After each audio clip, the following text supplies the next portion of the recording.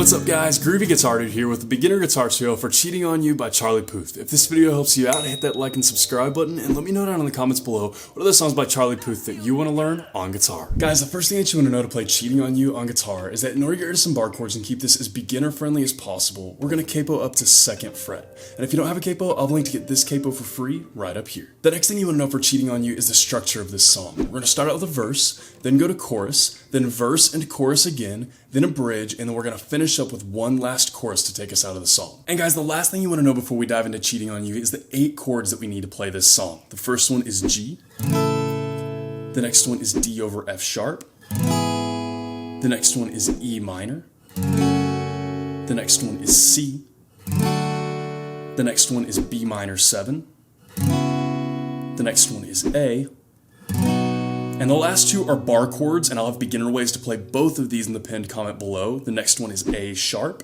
and the last one is F.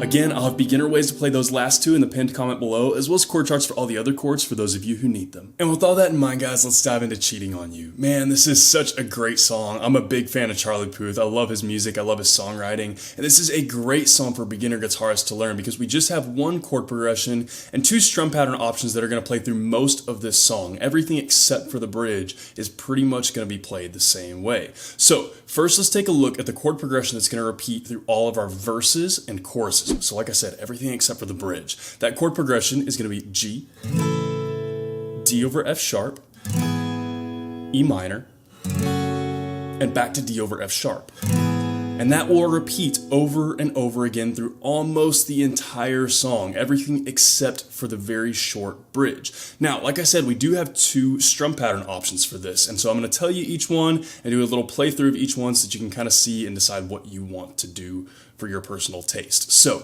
our first strum pattern option for this is just a single down strum for each chord. And really, this actually most accurately represents what's being played on the piano. This song doesn't really have any guitar in it, so what we're doing is kind of trying to match up with what's being played on the other instruments, in particular the piano.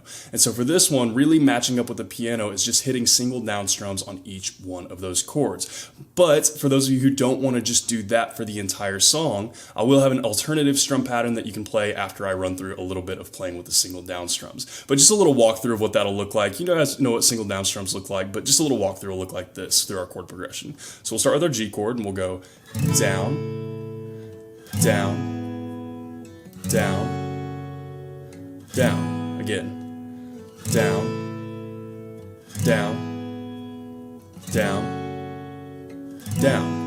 Just like that. Pretty simple, pretty slow, pretty basic, and very beginner friendly. Again, if you want to match up with exactly what's being played on the piano, that is going to be the closest chord progression and strum pattern through all of your verses and choruses. So real quick, a couple of times through that chord progression with those single down strums, without me talking, will look about like this.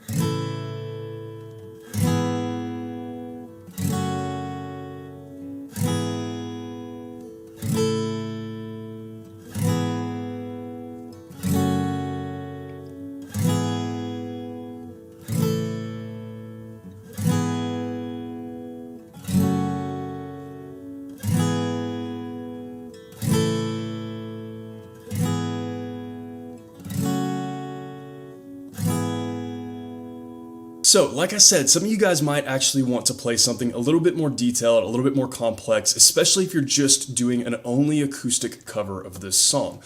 Totally up to you. You don't have to use this strum pattern. It's kind of a, use your own creativity sort of thing to come up with whatever works for you. But what I'm actually playing for most of this song that I think fills out the rest of the strum pattern and the rest of the feel of the song very well is this. So we'll have that same exact chord progression, G, D over F sharp, E minor, and then back to D over F sharp.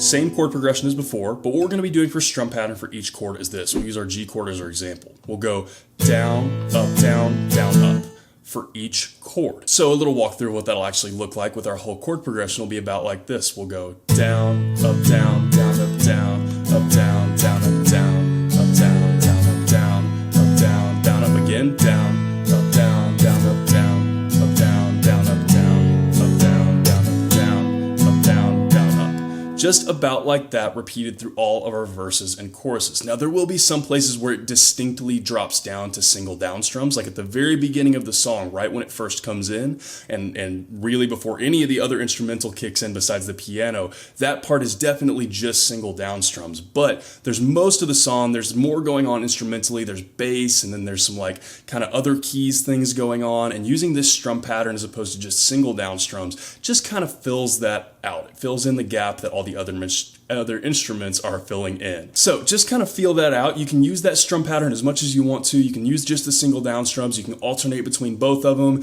Totally up to you guys what you want to do as far as that, but that's kind of what I'm doing, is alternating between those. There's several places I'm using just single down strums, but then most of the time to fill out the rest of that instrumental, I'm using that full big strum pattern. So guys, a couple of times through that verse and chorus chord progression with that full longer strum pattern will look about like this without me talking.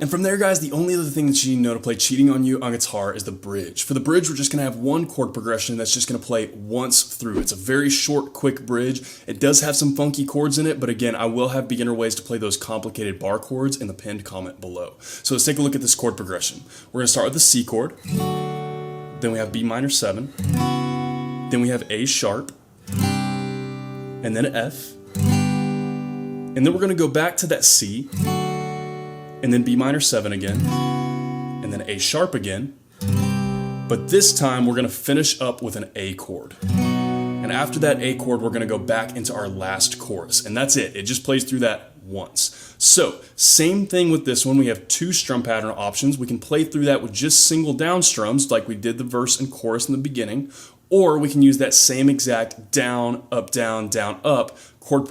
strum pattern that we used as well. So we can kind of, same thing, alternate between those two, or not necessarily alternate. You'll probably want to just pick one of those strum patterns to use for the bridge, but it's totally up to you. I've actually liked playing this mostly with single down strums during the bridge, but it's kind of up to you. So a real quick walkthrough of what that'll look like just with single down strums is about like this. We'll go down, down, down, down, down, down, down, down.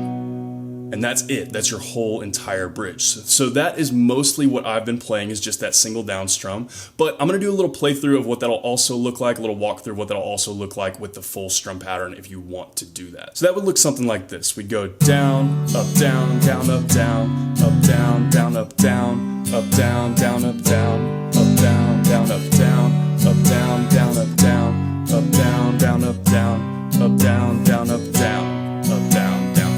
And then again, that would be your whole entire bridge. We just played through that once. So guys, because you'll probably already have a pretty good idea what single down strums look like, and I feel like this long strum pattern kind of fits that part a little better. I like playing it single down strums just because I think it kind of adds some separation between the two choruses. But twice through that bridge chord progression with that longer strum pattern without me talking will look about like this.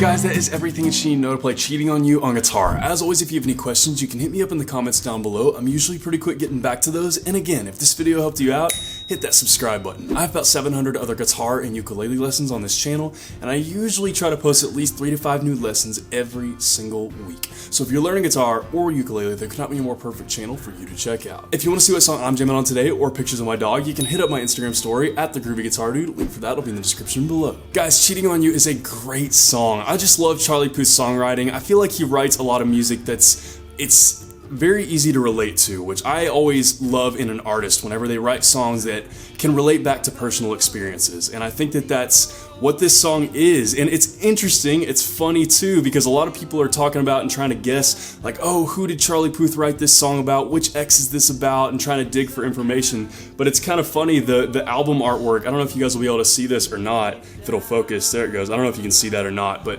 the album artwork says, "This song is not about a person, it's about a feeling I've never had." And I don't know if that's to be taken literally or if it's to actually mean dig deeper and see if you guys can actually figure out who this is about. I don't know. I think it's probably literally. I think he's just writing this song for people who have been in that situation. But I thought that that was kind of a funny, interesting thing, because there's a lot of people that are trying to figure out who this song is about or think they know who this song is about, and he blatantly put it on the album artwork that it's not about a specific person. And I love that. I think it's really cool and really clever. But this song is also a very, very good song for beginner guitarists. Like I said, you do have the option to just stick with single down strums through the entire song if you want to. You totally can, and that would match up really well with what's being played on piano, but we do have that little bit more complex strum pattern if you want to get a little bit more detailed with it. Like I said, when doing kind of just an acoustic cover, I would recommend kind of using that more complex strum pattern or alternating between the two. Really, alternating between the two is the best, because then it gives it just different layers. If you're just playing that same thing over and over and over again throughout the whole song, it'd get kind of boring. But it's really cool to be able to kind of alternate between those two strum patterns and give it a little bit of texture.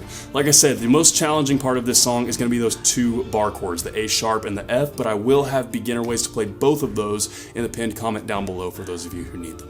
So guys, I had a lot of fun learning this song. I hope you guys have a lot of fun learning as well, and I hope you have a wonderful day. I'll see y'all soon.